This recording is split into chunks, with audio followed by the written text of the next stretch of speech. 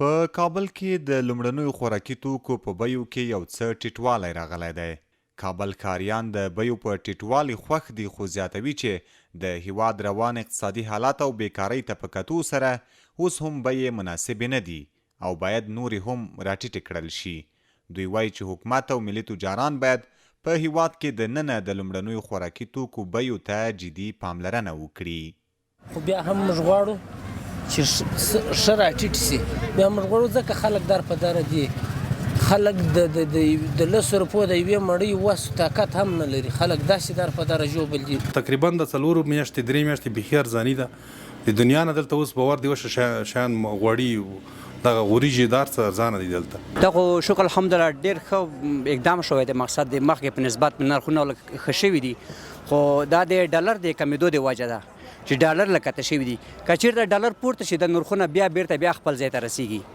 او موږ د دولت نه دغه تقاضا لرو چې په تجارانو باندې او د ګمرکات چې کوم دي دغه لږ کم کړي. د کابل ښار باغ قاضي او شمیر پلورونکي هم وایي چې د تیر په پرتله د خوراکي توکو په بیو کې یوه اندازه ټیټوالی راغلی دی، خو اوس هغه ستونزه چې دوی ورسره لاس او ګریوان دي هغه د لوړې مالیې اخیستل دي. دوی وایي چې د پخوا په پرتله یې تقریبا 3 برابره مالیه لوړه شوې او دې چارې له ګڼو ستونزو سره مخ کړي او ممکن دا بیرته د خوراکي توکو په بیو هم اغیز وکړي. ستونزې خو د مالیې نه دي، مقصد د مالیه موږ ته دوی دولت د خوا نه ډېره جګه راغلې ده. فعلا زما دکان 1,90,000 افغانۍ ماته مالیه لیکلې، 1,90,000 افغانۍ. په دې ټول چندول باغ قاضي کې داسې دکان نشته چې 1,90,000 روپۍ را لېږلي. دولت داسې نفر را لېږلي دي چې هیڅ دا مالیه د دکاندار د وس نه بار ده چې دا مالیه تحویل کړي. دغه سړي مخکې څومره مالیه مخکې نه ورته وګوره، 10,000 روپۍ واچوه، 15,000 روپۍ واچوه، داسې یو په 3,000 وه، یو په 4,000 وه. مسلمانه ده، خو دا خو مسلماني ده، دا خو اسلامي ملک ده. بیا خو اسلام راغلی ده، بیا خو شریعت راغلی ده. شریعت خو بیا هر یو شی په همغه مناسب باندې یو سړي باندې دومره بار کېږي چې هغه وړی شي. ته دومره بار کړي چې هغه بیخي غر کړي، نو دا چې غر شو یو غر کې بل غر کې اخر خو ټول غر کېږي.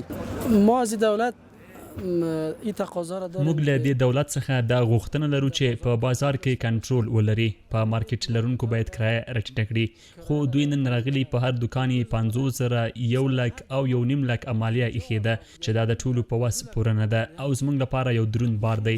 دوکانداران خپل کلني عاید ته په کتو په لومړنیو خوراکي توکو چې پلورل کېږي هغه ګټه وراچوي، په داسې حال کې چې کرایه او مالیه پرې لوړه شي نو مجبور دي چې دوی هم خوراکي توکي یو څه په لوړه بیه وپلوري ترڅو بیرته خپل مصرف پوره کړي. بل خوا بیا د مالی وزارت ویاند احمد ولی حقمل د دکاندارانو ادعا په کلکه ردوي او وایي چې مالیه لوړه شوې نه بلکې د پخوا په پرتله راټیټه شوې ده او همداراز نوموړی په دې وروستیو کې د خوراکي توکو د بیو راټیټېدو لامل هم په ګمرکاتو کې د تعرفو کمیدل یادوي. ګوري هغه خلک چې دعوه کوي مالیات پورته سوي دي هغه دعوه یې موږ ردوو. مالیات په هیڅ صورت هیڅ ځای باندې نه دي لوړ سوي، حتی په ځینو مواردو کې مالیات کښته کړي دي. همدغه دکاندارانو اصناف که راواخلو مخکې د دوی مالیاتي نورم 1.5% و، د دوی پر فروشاتو باندې اخیستل کېدله. خو موږ چې کله د دوی سره ناستې وکړې او د دوی شکایتونه مو واورېده چې مالیې پورته دي هغه نورم مو 0.5% ته راټیټ کړي. ځینو ځایو کې شاید موضوع دا یې چې ځینو دکاندارانو، البته ټولو نه، ځینو څو محدود ځایو کې ځینو کسانو به تیر وخت کې د فساد له وجې د هغه مالیاتي مامورین سره به جرامت کوي، خپل اصلي مالیه به نه تحویلوله بلکې یو ډېره ناچیزه اندازه مالیه به حکومت ته تحویلوله.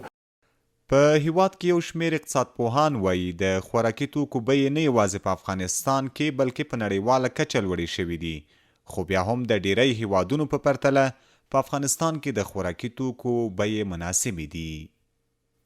عزت الله احمدزی، CMG، کابل.